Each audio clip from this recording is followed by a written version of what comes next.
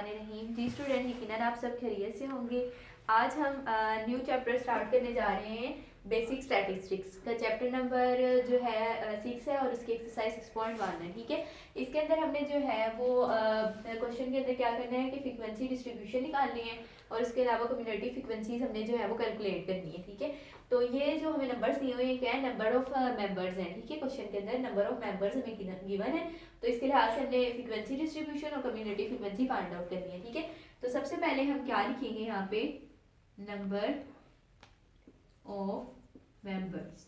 ठीक है, हमें ये क्वेश्चन में गिवन है, तो आप ऐसे करें कि अगर आपको गिवन नहीं होता तो आप अपनी मर्जी से यहाँ पे नंबर्स भी लिख सकते हैं, नंबर ऑफ मेंबर ना भी लिखे, नंबर्स भी लिख सकते हैं, लेकिन हमें यहाँ पे गिवन है तो इसलिए हम नंबर ऑफ मेंबर्स लिखेंगे। ठीक है, तो सबसे पहले हमने सबसे छोटी वैल्यू देखनी है कि कौन सी है। फिर तो हमारे पास क्या है, 2 है। अब 2 हमें देखनी है कितने टाइम जो है वो रिपीट हो रहा है, रेपिटेशन कितने टाइम हो रही है। ठीक है, तो अब इसके अंदर हम पूरे के अंदर देखें तो हमारे पास 2 सिर्फ 1 टाइम रिपीट हो रहा है, तो हमारे पास क्या आ जाएगा, यहाँ पे पहले तो हम 2 लिखेंगे, यहाँ पे हम लिखेंगे फ्रीक्वेंसी। ठीक है, फ्रीक्वेंसी असल में होती ये है कि हमारे पास नंबर ऑफ टाइम कितने बार एक एलिमेंट रिपीट हुआ है। ठीक है, और उसके बाद आती है हमारे पास फ्रीक्वेंसी के बाद अगर आपने टैली मार्क लिखने हैं तो टैली मार्क भी लिख सकते हैं। ठीक है, या आप पहले लिखना चाहें तो पहले भी लिख सकते हैं। उसके बाद आती है कम्युलेटिव फ्रीक्वेंसी। ठीक है, कम्युलेटिव फ्रीक्वेंसी। ठीक है, इसको मैं ऐसे नोट करिए, आप फ्रीक्वेंसी पूरा लिख लीजिएगा। ठीक है, अब यहाँ पे है 2, तो यहाँ पे हमारे पास जो 2 है वो कितने टाइम रिपीट हुआ है, 1 टाइम। ठीक है, तो ये आ गया 1। और टैली मार्क हम किस तरह लिखते हैं, टैली मार्क हमने यूं डाल देना है। ठीक है, सिंपल 1 का ही सिंपल है, लेकिन हमने इसको टैली मार्क में लिख दिया। ठीक है, उसके बाद है हमारे पास, हम देखते हैं 2 के बाद हमारे पास आता है 3।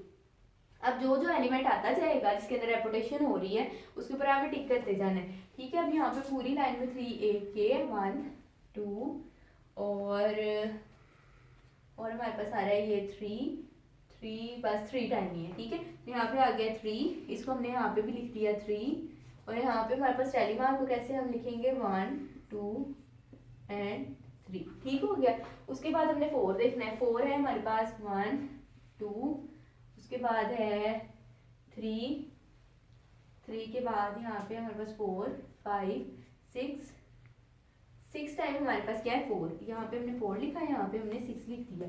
और हमने टैली मार्क कैसे लगाने, अब टैली मार्क का यहाँ पे एक न्यू कॉन्सेप्ट है। पहले तो हमने इस तरह हमने सिंगल लिख दिए, टैली मार्क यहाँ पे हम लिखेंगे, यहाँ पे हमने 4 टाइम ऐसे ही लगा देने।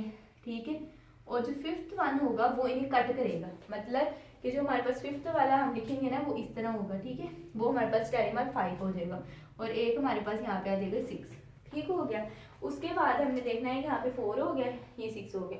अब हमने 5 को देखना है, 1 2 3 और 3 के बाद हमारे पास आ रहा है, ये हमारे पास है 5। ठीक है, तो ये 5 हमारे पास कितने टाइम आ गया, 4 टाइम, 1 2 3 और एक 4 5। ठीक है, तो ये हमारे पास 5 आ गया 4 टाइम, इसका भी हमने टैली मार्क में ऐसे ही 4 लिखते हैं। ठीक हो गया, उसके बाद हमने देखना है 5 के बाद आता है 6 लिखना है, 1 टाइम हो गया। उसके बाद है फर्स्ट टाइम में एक बार ही है, फिर 2, फिर हमारे पास आएगा 3। ये हमारे पास 6 कितने टाइम आ गया, 3 टाइम, ये 3 आ गया। और हमने इसको कैसे लिख देना है, 1 2 3। ठीक है, फिर इसी तरह हमने 7 को चेक करना है। 7 हमारे पास 1 और 2, फिर आता है 3 4 5 6। 7 हमारे पास कितने टाइम है, 6 टाइम, तो यहाँ पे हमने 6 लिख दिया, और यहाँ पे हमने टैली मार्क वैसे ही जैसे हमने पहले लिखे हैं वैसे ही हमने लिख देने हैं। ठीक है, ठीक हो गया, उसके बाद हमने देखना है 7 के बाद आता है 8 1 2 3 4 5 टाइम है 8 को हमने यहाँ पे लिख दिया 5, और टैली मार्क ऐसे ही। जैसे आपको टैली मार्क का समझ आ गया, टैली मार्क का असल मकसद जो होता है वो इसलिए होता है कि हमें टैली मार्क लगाने आते हो तो हम फ्रीक्वेंसी इजीली काउंट कर सकते हैं, तो ये ना भी करें तो आपका इजीली हो सकती है फ्रीक्वेंसी। ठीक है, तो 8 के बाद हमने क्या लिखा, 9 लिखते हैं, 1 2 उसके बाद 3 4 5 6 टाइम आ गया हमारे पास 9, ये 6 लिख दिया, बाकी ऐसे ही हमने इसको कैरी ऑन रखना है। उसके बाद 10 देखते हैं, 10 1 टाइम है, 1 और 2 2 टाइम हमारे पास क्या है 10, 10 हमने लिख दिया यहाँ पे 2, ठीक हो गया। अब 11 देखते हैं, 11 क्या है 1 2 1 2, 2 टाइम हमारे पास 11 है, ठीक है।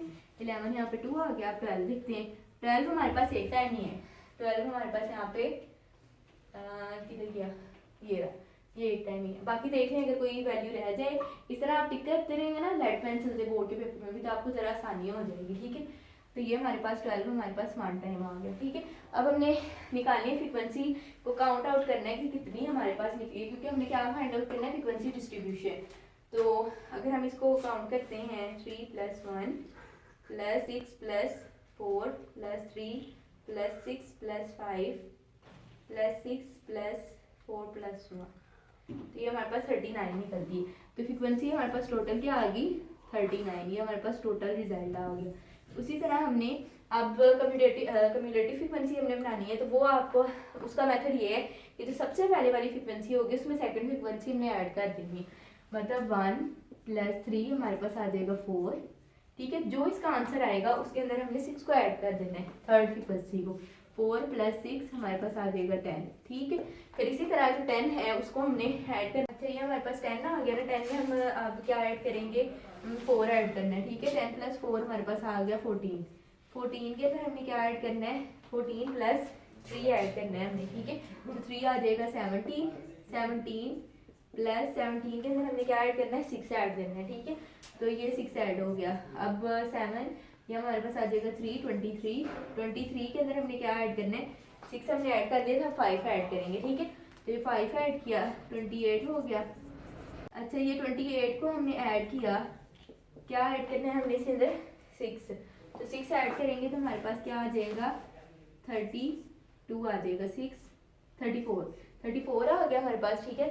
34 प्लस हमने क्या करना है, 34 के अंदर हमने ऐड कर देना है 2, तो वो हमारे पास आ जाएगा 36।